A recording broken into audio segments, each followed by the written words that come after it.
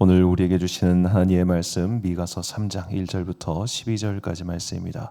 구약성경 미가서 3장 1절부터 12절까지 말씀 이제 봉독하겠습니다. 하나님의 말씀 경청하십시오. 그때 내가 말하였다. 야곱의 우두머리들아, 이스라엘의 집의 지도자들아, 내가 하는 말을 들어라. 정의에 관심을 가져야 할 너희가 선한 것을 미워하고 악한 것을 사랑한다. 너희는 내 백성을 산 채로 그 가죽을 벗기고 뼈에서 살을 뜯어낸다. 너희는 내 백성을 잡아먹는다. 가죽을 벗기고 뼈를 산산조각 부수고 고기를 삶듯이 내 백성을 가마솥에 넣고 삶는다. 살려달라고 주님께 부르짖을 날이 그들에게 온다. 그러나 주님께서 그들의 호소를 들은 채도 하지 않으실 것이다. 그들이 그렇듯 악을 저질렀으니 주님께서 그들의 기도를 들어주지 않으실 것이다. 예언자라는 자들이 나의 백성을 속이고 있다. 입에 먹을 것을 물려주면 평화를 외치고 먹을 것을 주지 아니하면 전쟁이 다가온다고 협박한다. 예언자들아, 너희의 날이 끝났다. 이미 날이 저물었다. 내 백성을 곁길로 이끌었으니 너희가 다시는 환상을 못 볼 것이고 다시는 예언을 하지 못할 것이다. 선견자들이 부끄러워하며 술객들이 수치를 당할 것이다. 하나님께서 응답하지 않으시니 그들이 얼굴을 들지 못할 것이다. 그러나 나에게는 주님께서 주님의 영과 능력을 채워주시고 정의감과 함께 야곱에게 그의 죄를 꾸짖고 이스라엘에게 그의 범죄를 꾸짖을 용기를 주셨다.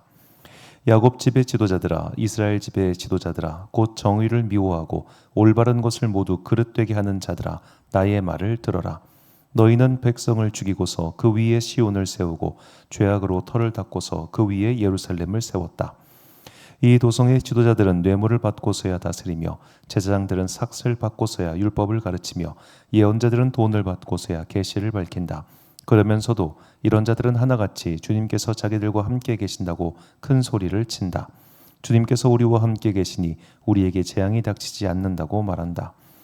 그러므로 바로 너희 때문에 시온이 밭갈듯 뒤엎어질 것이며 예루살렘이 폐허더미가 되고 성전이 서 있는 이 산은 수풀만이 무성한 언덕이 되고 말 것이다. 아멘. 456번과 456억이란 제목으로 하나님의 말씀 선포하겠습니다. 제목만 봐도 딱 이 드라마와 관련이 있는 게 오늘 설교 내용입니다. 자, 이제 오징어 게임이 시즌 3까지 해서 완결이 됐습니다. 제가 내용을 스포하지는 않겠는데 결국 이제 이 감독이 시즌 2와 시즌 3를 통해서 보여주고 싶었던 것은 뭐냐면은 돈 앞에서 다른 선택을 하는 사람들의 이야기를 들려주고 싶었던 것 같아요. 모두가 돈을 위해서, 돈을 향해서 사람의 생명조차 짓밟고 있는 그런 사회 시스템 속에서 때로는 의리, 때로는 사랑, 때로는 어떻게 보면 보편적인 인류의 그런 것들을 택하는 다른 선택을 하는 사람들을 조금 더 주목해가지고 이번 2와 3를 쭉 보여줬다. 저는 그렇게 생각을 합니다. 사실 재미적 측면은 조금 1편보다 떨어지긴 하는데 이 주제적 측면에서 굉장히 이제 사실 하면은 그 공유와 이정재 씨의 대화, 그 나중에 이병헌과 이정재 씨의 대화, 이게 수미 쌍관처럼 딱 어울려져 가지고 저는 굉장히 잘 만든 작품이다라고 생각을 합니다. 여하튼간에 이제 그렇게 다른 선택을 하는 사람들의 이야기를 들려주고 싶었다는 얘기는 바꿔 말하자면 그런 다른 선택을 하는 사람들이 그만큼 적기 때문이겠죠. 막상 그게 이제 그 드라마 보면은 돈이 막 다발로 다다다닥 떨어지지 않습니까? 현찰을 눈에서 보는 것과 현찰을 그러니까 우리가 약속어음을 받는 거랑 돈을 직접 받는 건 되게 느낌이 다르지 않겠습니까? 그렇게 눈앞에 황금이 어른어른 거리면 우리는 누구나 다 황금을 향한 선택을 하기가 매우 쉬울 겁니다. 그렇기 때문에 옛날부터 초기 기독교에서부터 우리가 진리와 가짜를 판별하는 기준을 어디다 뒀느냐? 돈에 뒀어요. 돈에. 12사도의 문서라 불리는 디다케라고 하는 책이 있습니다. 이 책은 아마도 이제 속사도 시대라고 불리는 사도들의 제자들, 그들이 활동했던 시기에 작성된 문서로 보입니다. 그때만 해도 인쇄된 성경이 어디 있겠습니까? 그저 사람들이 다 구전전승 외워가지고 이야기를 하는 게 전부 다였고, 쪽복음이라고 해가지고 이제 그 종이 같은 데다가 주로 파피루스나 아니면 양피지였을 텐데요. 그런데다가 일부 예수님의 중요한 말씀들 이런 것만 적어가지고 돌려봤단 말이에요. 이걸 회람 편지라고 부르는데, 자, 그렇게 이제 성경을 모두가 볼 수 없다 보니까 각 교회별로 돌아다니면서 말씀을 전하는 사람들이 있었습니다. 이런 사람들을 순회 설교자라고 부릅니다.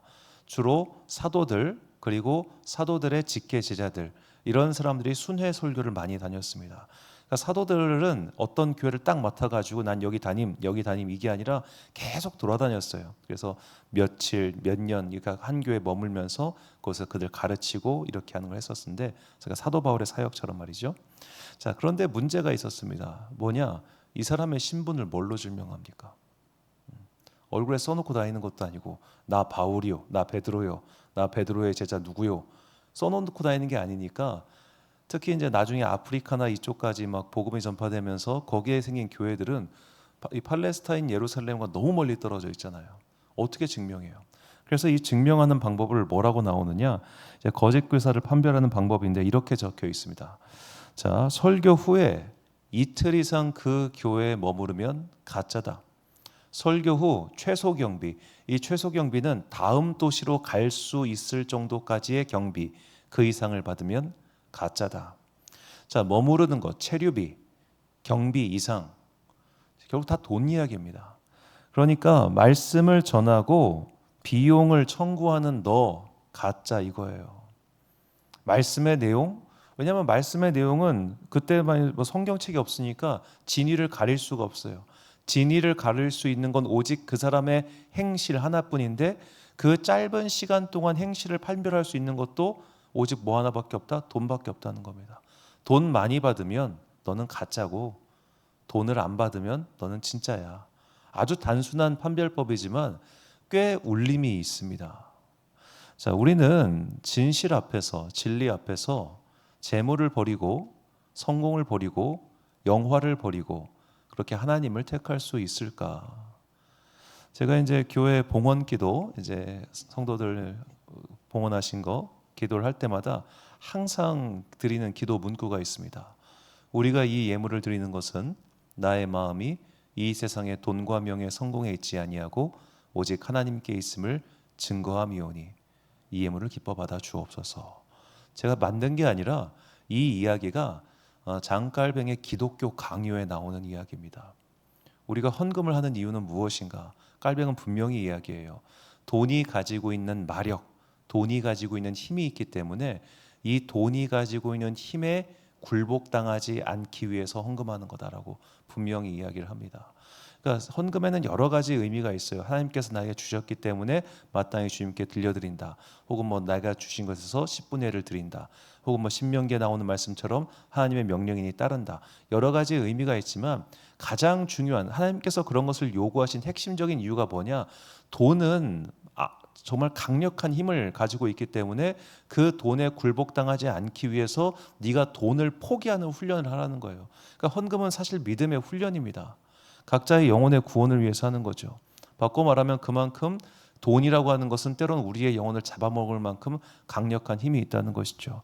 오늘 그 돈에 영혼을 지배당한 사람들이 등장하는데 그들이 가짜 선지자들입니다. 본문 5절과 11절 말씀을 보니까 내 백성을 유혹하는 선지자들은 이에 물 것이 있으며 평강을 외치나 그 입에 무엇을 채워주지 아니하는 자에게는 전쟁을 준비한도다. 이런 선지자에 대하여 여호와께서 이르시되 그들의 우두머리들은 뇌물을 위하여 재판하며 그들의 제사장은 삭슬 위하여 교훈하며 그들의 선지자는 돈을 위하여 점을 치면서도 여호와를 의뢰하여 이르기를 여호와께서 우리 중에 계시지 아니하냐 재앙이 우리에게 임하지 아니하리라 하는도다. 아멘.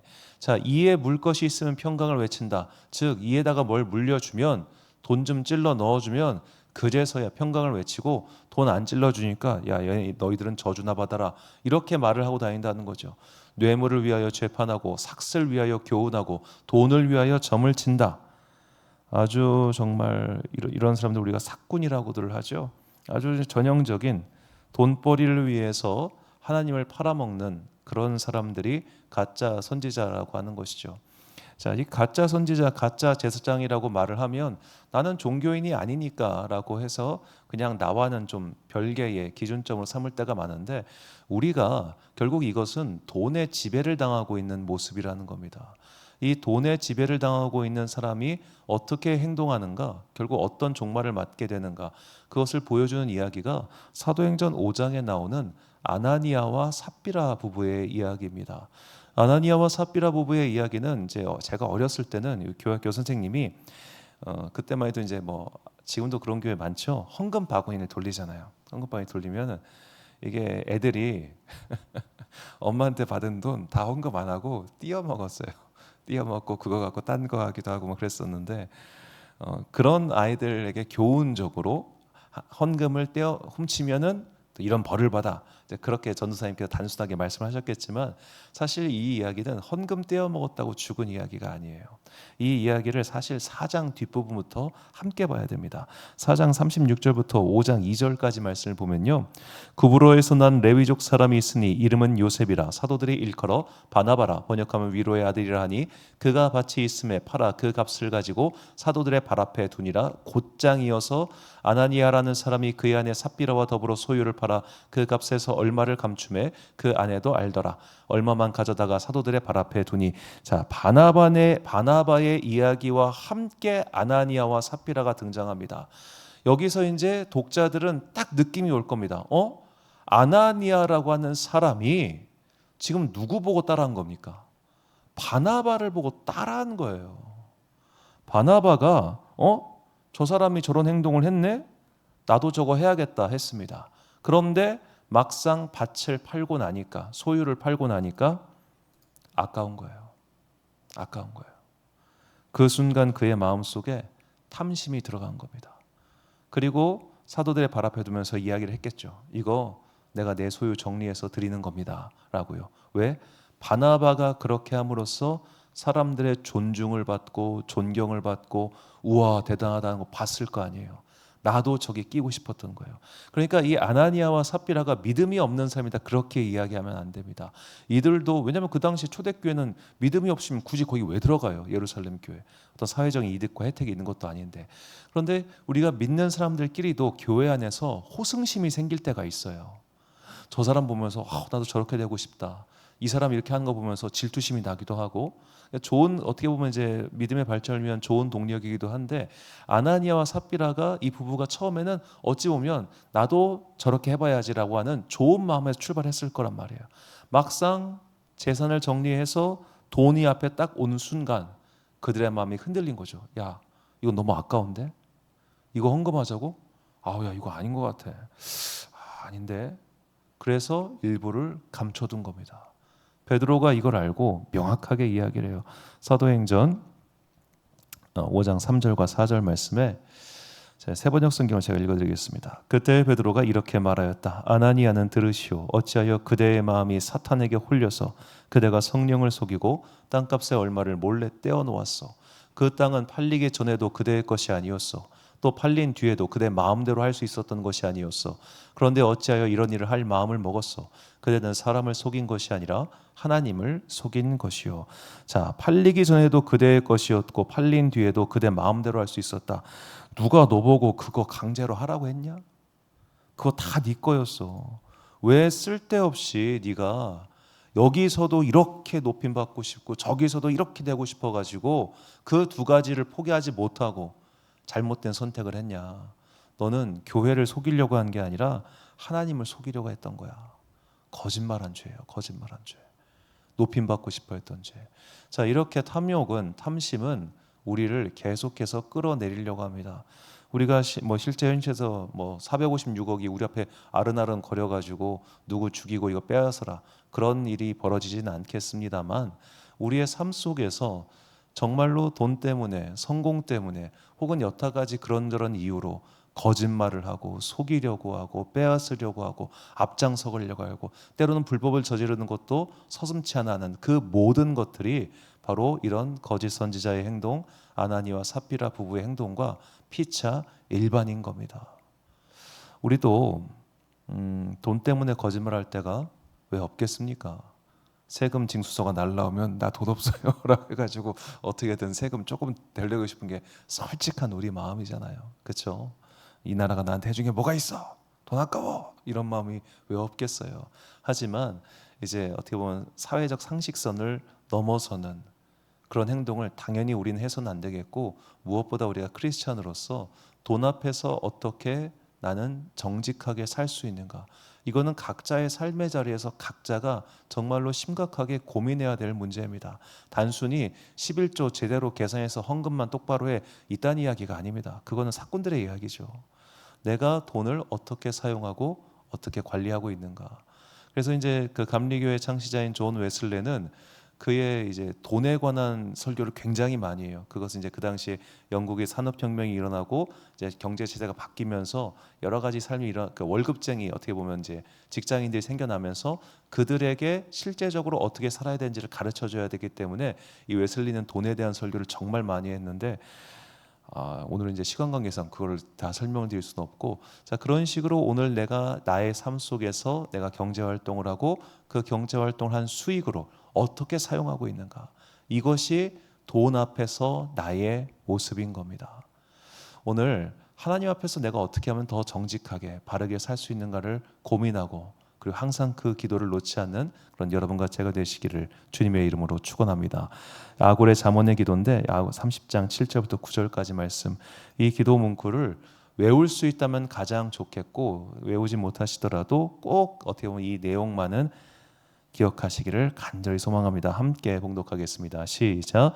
내가 두 가지 일을 주께 구하였사오니 내가 죽기 전에 내게 거절하지 마시옵소서. 곧 헛된 것과 거짓말을 내게서 멀리 하옵시며 나를 가난하게도 마옵시고 오직 필요한 양식으로 나를 먹이시옵소서. 혹 내가 배불러서 하나님을 모른다 여호와가 누구냐 할까하며 가난하여 도둑질하고 내 하나님의 이름을 욕되게 할까 두려워함이니이다. 아멘. 사랑하는 지혜빛 광성교회 성도 여러분, 그리고 이 새벽 함께 깨우고 계신 귀한 주님의 자녀 여러분, 우리가 너무 배불러도 주님 떠나기 쉽고요, 너무 가난해도 하나님 떠나기 쉽습니다. 가난은 참 사람을 비참하고 비루하게 만들기 때문에 마음에 믿음도 안 들어가요. 그래서 우리가 열심히 살아야 하는 것이고 자기 손으로 힘써서 일을 해서 돈을 벌어야 하는 겁니다. 그래야 그 사람의 자존감도 높아지고 자아도 건강해집니다. 일하지 않는 사람의 자아가 건강해지긴 매우 어렵습니다. 그래서 힘이 닿는 한 각자의 삶 속에서 열심히 살아가시고 그 열매를 취하여 그것을 누리십시오. 전도서 기자의 말처럼 열심히 일해서 번 돈으로 행복하게 사는 것은 하나님께서 우리에게 주신 축복입니다. 그런데 그 이상을 바랄 때가 우리는 분명히 있습니다. 꽁돈 456억 벌겠다고 사람을 죽이는 그 어떻게 보면 창작 속의 이야기처럼 돈에 미치고 돈에 어떻게 보면 내 영혼까지 팔아가지고 난 어떻게든 하겠다, 그런 마음으로 넘어가는 순간부터 하나님은 더 이상 믿음의 대상이 아니라 우리의 수단에 불과해집니다. 내가 교회 다녀가지고 복 받아서 더 부자 돼야지, 내가 교회 다니어서 복 받아가지고 사업에 더 큰 성공해야지. 그런 사람들은 주일날 교회 갔다가 수능 다가오면 대구 803 갓바위 올라가가지고 비나이다 하는 거예요.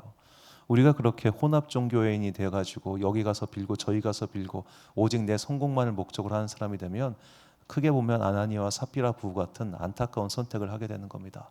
돈 앞에서, 성공 앞에서, 재물 앞에서, 세상이라고 하는 이 여러 가지 만몬의 모습 앞에서 다른 선택을 할 수 있는 그런 믿음의 사람 되게 달라고 항상 기도하는 그런 여러분과 제가 되시기를 주님의 이름으로 축원합니다. 기도하겠습니다. 사랑과 은혜가 풍성하신 아버지 하나님, 우리가 믿음의 다른 선택을 할 수 있도록 우리 가운데 더욱더 충만한 하나님의 임재와 은혜가 임하게 하여 주옵소서. 하나님께서 오늘 나와 함께 해주시지 않으면 우리는 돈 앞에서 세상 사람들과 똑같은 선택을 할 수밖에 없습니다.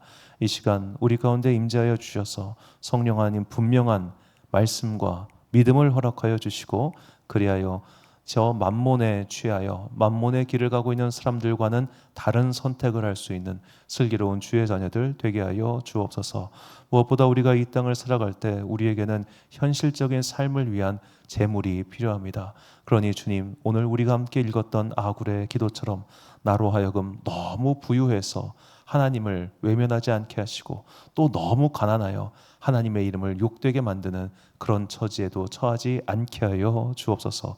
오직 필요한 양식으로 우리를 채워주시고 필요한 은혜로 내 삶을 인도하여 주사 나의 삶에 주시는 하나님의 은혜의 풍성함을 인하여 아직 믿지 않은 모든 자들이 주님께 영광을 돌리고 주님께로 돌아오는 아름다운 은혜의 역사가 흘러넘치게 하여 주옵소서.